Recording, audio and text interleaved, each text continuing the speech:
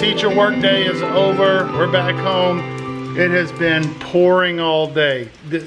So this is the way it works for the Ragusas. We had 6 weeks of no rain here in South Carolina, and they predict 4 to 8 inches in the next 2 days. This is the first time we're driving the rig any length of distance. It's the first time we're towing with the tow vehicle. It is the first time to go through the North Carolina mountains. All this stuff, and we've got to have a record rainfall this weekend. So can't plan this any better. Good news is we had a water leak here on this window, and we were concerned about it. We thought we had fixed it, but we weren't certain. And since we keep the motorhome under this carport back here, we really haven't like super tested it. And today it got super tested. Just went around with a flashlight, checked all the windowsills. Everything is bone dry. The roof looks bone dry, the ceiling I mean. On the inside rail of this window, there is just ever so slightly a little bit of moisture. But I think folks tell me that that's natural and it's sort of made to do that. Those sliding windows will catch some moisture in the track, but then they have weep holes that let that out. So I think everything's good to go and it's normal. There's a little break in the rain right now, so I'm gonna go ahead and try to back this thing up out of here and get the Honda hooked up.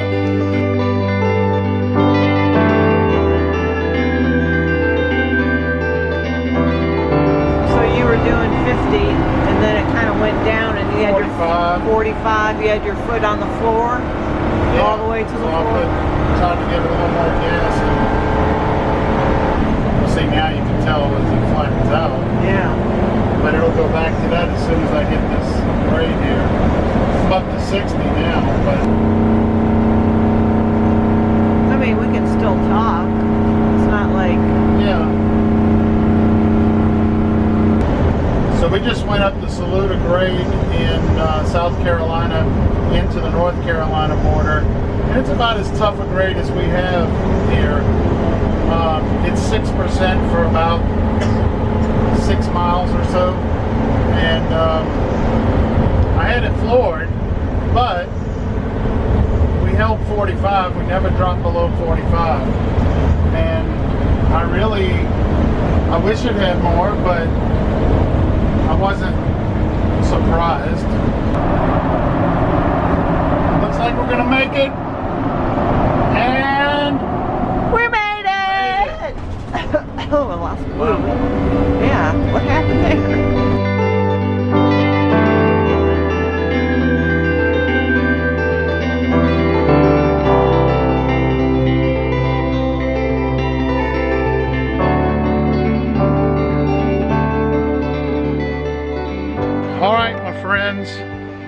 We are through Knoxville. I haven't filmed much because I've been using all the nerves I have to drive. Remember, this is my first experience driving the Class A really, and it's been rainy, it's been in the mountains, and I'm trying to figure things out. And so I've been a bit on edge, kind of like hangry, but I don't know, drangry. Driving and angry.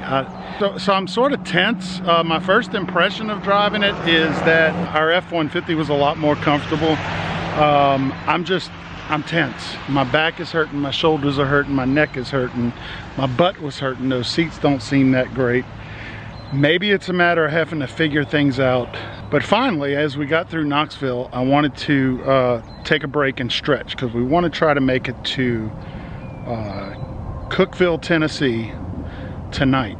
So we're about an hour and a half short of that. So we said, well, let's just get some gas so we can stretch, because I had been driving for almost 4 hours.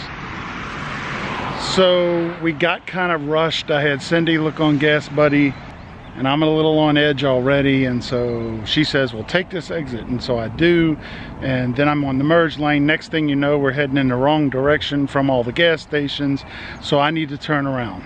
I could have just kept going until we hit a church or something that had a big enough parking lot, but I didn't. Instead, the first spot that looked sort of wide enough, I just jumped right into. And so this is what happens. Let me show you. Yeah, we found this wide gravel looking area, and I was coming in from, I was coming in from here. I came around here and turned, and I thought I could just kind of U-turn through here and get out. And you can see where I ended up stopping, because this was extremely soft in this area. And of course the tow car was cocked. We were sort of in a situation. The tow car was all bound up, but with the tow bar. But I did manage to, with a little persuasion from my rubber mallet, I did manage to get the pins out and then get the car off. Once the car was off, I wasn't sure if I was going to have the traction to come out of here. But my one side was over here in this area where it was a lot more stable, so I was hoping that those drive wheels would catch and get me out, and they did. We learned a few lessons here. Now we get to hook. We're gonna learn this pretty quick, but we get to hook the car up again. Got to learn to slow down a little bit. So we made it here to the Walmart in Cookeville, Tennessee. We're all set up for the night. We did put our slides out because well, you can see the parking lot. I don't think there's going to be any sort of problem. Good morning, folks. It's about 4:45 the following morning, and I'm sure you can probably see it in my face that I'm a bit tired, and I'm running a generator right now to make coffee. Nobody's around that could even hear it. I woke up at about 4:30, a little bit warm. We didn't even have the windows open last night. Not sure why, but anyway, it wasn't a terrible night's sleep, but it wasn't a Hilton either. You know, starting off a little rocky. This is day 2. We hope to make it to, I think it's Columbia, Missouri, which is the west side of St. Louis. And that's what we're shooting for. It's about 500 miles. Last night, I think, you know, we worked half the day, and then we did about 300-ish miles. I don't think the odometer has a trip calculator, so I'm not sure exactly. You know, there's a lot of firsts here, and so it's feeling like everything is a little bit difficult. And I remember the feeling with the travel trailers. We had finally gotten to the point where everything was second nature and everybody had their job to do, and it just kind of worked out. Right now nobody knows what they're doing, and so we're walking in circles and we don't know where stuff goes. We have to learn all that. You know, Jasper ended up sleeping on the dinette. We brought along an air mattress for him, but I think the dinette, you know, and swapping from dinette to bed, because we didn't quite know what we were doing, you know, it took us 10 minutes, and 10 minutes every night is going to get old. So I think we're going to leave the dinette down into his bed, so that's one less job. Or while we're on the road anyway, while we're making time. When we get to a location, we may change it back and forth. Ethan and Owen's bed, they're sleeping on a sleeper sofa in the living room. That worked out all right, and if they learn their jobs and they sort of double team it without all the arguing that we had last night, then I don't think it's going to be too bad. And Cindy and I, you know, I woke up for the restroom, and then I tapped her and I said, hey, I'm not falling back asleep. And she said, well, you ready? So I said, yeah, let's put on a pot of coffee. We'll make some coffee, try to get through Nashville, maybe go 2 to 3 hours, and then we can stop and have breakfast somewhere. Well, somewhere. Being in the motorhome, we'll be somewhere else, but the breakfast will happen in the motorhome. We don't eat out often while we're on the road. So here's the tow bar setup, and I gotta say, it's not that difficult, but these bars have to extend and lock into place, and one of them wouldn't. When the bar doesn't lock into place, the car can slap back and forth. And you try a few times, but I ran out of space and I ended up out on the road. I couldn't continue to try, so we sort of took off, and it locked into place at that point. So here's our street sweeper guy. So we had the idea, which I guess probably everybody else has this idea, and it took us a whole day to figure it out, but to run the wire underneath the hood and then come out, and so that wire's really secure. So there's this guy on I-40 near Asheville that has a boat trailer. It's got those PVC guide pipes that stick out at an angle so they can easily trailer their boat. And I knew it, the pipe was sticking out like over the center line because of the angle he was at. And sure enough, my front mirror, this mirror here, hit the pipe. Our first little incident. A mirror. Yeah, I hope the side of the motorhome's okay. Yep. Could have broke the awning or... No, it wasn't that high up. But it was along the window. So we were scared to death what we were going to see. All that happened with the mirror, if you can make out, there's some little white marks on this pipe. So he hit the pipe here, and this part of the mirror is on a ball joint, and it just flipped down. So we got really lucky with that. I thought we were going to see a disaster along the rest of the motorhome, and all we see is a little mark on the glass up here, which I can easily take out. So that's great. All right, I see that Cindy's already in her throne right there. Yep, there she is. And coffee's in the mug. So let us get going. Stop wasting time talking. Well, it's not wasted time.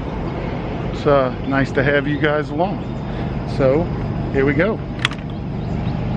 We have made it to Nashville, Tennessee. The road conditions have been so much easier from Knoxville to Nashville that I'm a lot more pleased with the driving. All right, good morning. Here we are cooking breakfast at a Marathon gas station. Plan was to get a few hours under our belt before we had breakfast this morning since we got up so early. And I think we did like 3 hours. We ended up doing about 3 hours. So it's about 10 in the morning, and we are, Cindy's putting together some egg and cheese sandwiches for us. You haven't had a formal introduction to the channel yet, but this is Jasper. Hi. I think he speaks sometimes. This has kind of been a convenience to just be able to pump gas and then pull it off to the side here and sit and have breakfast for 10 or 15 minutes and then be rolling again. So, all right, thank you. Cheers. We're about to take 24 off of 40. And I need my camera lady. Right lanes. Okay, well the GPS told me I'm doing okay. In 5 miles, keep left to I-24 West. One of the benefits of getting up so early and rolling is that it's now 7:05 a.m. and that's the time we hit Nashville.